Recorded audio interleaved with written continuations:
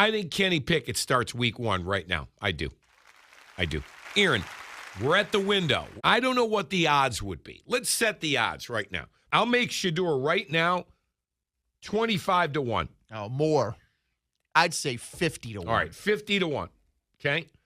I'm going to make Pickett the favorite at 3-1. I'm going to say Flacco's 5-1. And I'll put Dylan Gabriel at 10-1. I like those odds. You like those odds? The NFL draft was supposed to be Shedeur Sanders' coronation, projected as a first-round pick, potentially going second overall after Cam Ward. Sanders instead watched his dreams crumble as he fell to the 5th round. The Cleveland Browns finally called his name, but the humiliation was complete. Now, months later, that same humiliation has reached a breaking point.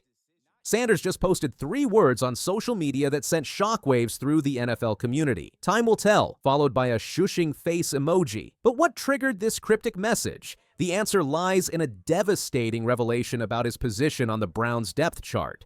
According to NFL rumors, Shedeur Sanders is reportedly 4th on the quarterback depth chart, behind even fellow rookie Dylan Gabriel. 4th, out of 4 quarterbacks. For a player once considered elite college talent, this represents the ultimate fall from grace. The quarterback battle in Cleveland has become a 4-way war between veterans Joe Flacco and Kenny Pickett, alongside rookies Gabriel and Sanders. But early indications suggest the veterans hold all the advantages as training camp approaches. Kenny Pickett has emerged as the shocking frontrunner for the starting position. Multiple analysts, including FanSided's Lior Lampert, CBS Sports' Jeff Kerr, and numerous ESPN personalities predict Pickett will start Week 1 against the Cincinnati Bengals. Lampert boldly predicted Cleveland will choose Pickett as their starter, release Joe Flacco, and retain both rookies as backups. The evidence supporting Pickett's rise is overwhelming. He received significant first-team reps during minicamp while Sanders was relegated to second-team work. Browns wide receiver Deontay Johnson, who played with Pickett in Pittsburgh, expressed confidence in his former teammates' chances. Pickett has reportedly developed strong chemistry with new top receiver Jerry Jeudy, having trained with him during the offseason. Cleveland acquired Pickett through a trade with the Philadelphia Eagles in March, exchanging a 2025 fifth-round pick and quarterback Dorian Thompson-Robinson for the 27-year-old former first-round selection. After struggling in Pittsburgh and serving as a backup in Philadelphia, Pickett now has a legitimate opportunity to reclaim a starting role in the AFC North. But where does this leave Shedeur Sanders? The answer is troubling for the son of NFL legend Deion Sanders. During OTAs and minicamp, Sanders was the only quarterback among the 4 who didn't receive first-team practice opportunities. Joe Flacco, Kenny Pickett, and Dylan Gabriel all worked with the starting unit while Sanders watched from the sidelines. This represents a stunning development for a player who threw 37 touchdown passes in his final season at Colorado and was expected to be selected immediately after Cam Ward. The depth chart rumors have created a social media firestorm. Fans are questioning what happened to the early reports suggesting Sanders was excelling in practice. One supporter noted that Gabriel was picked off multiple times during minicamp, yet Browns insiders continued describing the rookie competition as neck and neck. The reaction on social media was swift and divided. One fan stated, "If you expected anything different, you do not understand football." Another wrote, "Gabriel was always better, started in a better system for a better program in a more respected school." The most cutting response came from a user who asked, "What happened to all the early reports that he was lighting it up?" Sanders supporters fired back with their own observations. One pointed out that Dylan Gabriel has no merchandise available on the Browns website store, while Sanders' face is prominently featured on the homepage. The marketing disparity suggests the organization still views Sanders as a valuable asset, despite his apparent depth chart position. Expert analysis has been equally harsh regarding Sanders' prospects. TJ Houshmandzadeh revealed insider information about the competition. "I was told from somebody that's in the building that ain't a player. It's really coming down to Kenny Pickett or Dylan Gabriel." Former NFL quarterback Ryan Fitzpatrick believes Joe Flacco will start initially, but expects Dylan Gabriel to take over during the season.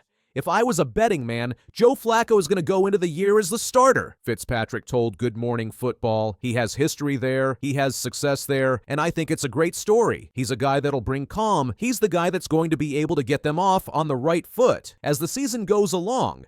When you draft guys early, and when you have young, exciting guys, they're excited for Gabriel, we could see him inserted into the lineup. Perhaps most damaging was Emmanuel Acho's assessment of Sanders as merely a camp body. This label suggests Sanders is viewed as roster filler rather than legitimate competition for a starting position. The situation becomes more complex when examining Sanders' off-field controversies. He received 2 speeding tickets within days of each other, creating additional scrutiny heading into training camp. The first incident occurred on June 5th in Brunswick Hills, Ohio, where Sanders was caught driving 91 miles per hour in a 65 miles per hour zone. The second citation was issued for driving 101 miles per hour on an Ohio highway. Sanders missed his arraignment for the first citation, resulting in additional fines and court costs totaling $269. He addressed the incidents at teammate David Njoku's charity softball game, stating, I know I'll be violent, bro. He's just a regular kid. Like, what's wrong with you? I'm just a little boy. He didn't do nothing wrong. I haven't seen anything wrong. He's talking about overall in life. You know, I made some wrong choices personally, and I got owned up to him. I made some, not great choices. He said that because he's an accountable person. I learned from the real people. I learned. He don't be doing it. I learned. Pro Football Talk's Mike Florio questioned Sanders' sincerity, writing, "The words look good. The delivery didn't match them. Watch it and decide for yourself on whether the attitude matches the message." The criticism suggests Sanders' public apology failed to adequately address the severity of his actions. Peter John Baptiste, a Browns spokesperson, confirmed that Sanders is taking care of the tickets.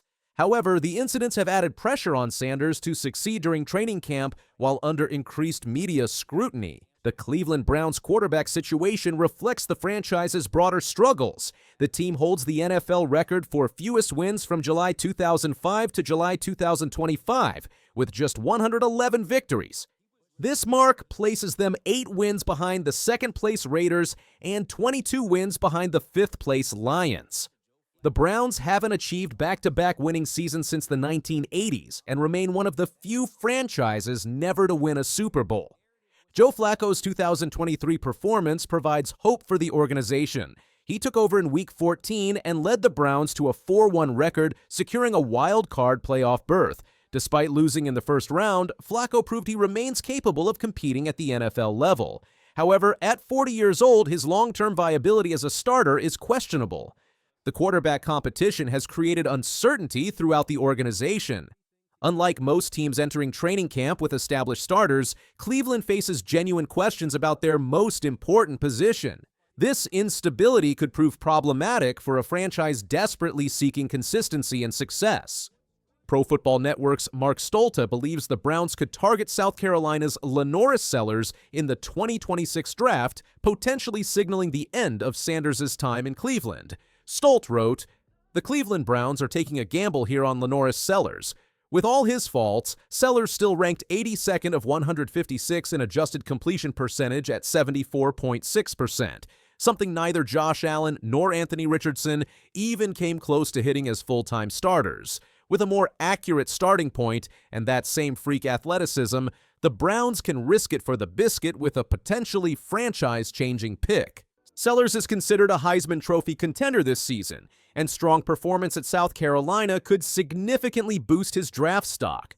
The Browns are expected to be in the market for a top quarterback in the 2026 draft class, which could spell doom for Sanders' future in Cleveland. Not everyone has given up on Sanders' potential. Former Browns cornerback Hanford Dixon remains optimistic about the young quarterback's prospects. But I still think this, and I'm going to say it. I'm going to say it over and over again. I think this kid, Shedeur, I think this kid is going to rise to the top. And by the somewhere middle of the season, I think this kid is going to be our starting quarterback. Dixon's prediction stands in stark contrast to the current narrative surrounding Sanders. The former defensive back believes Sanders will overcome the depth chart positioning and earned the starting role through his performance during the season.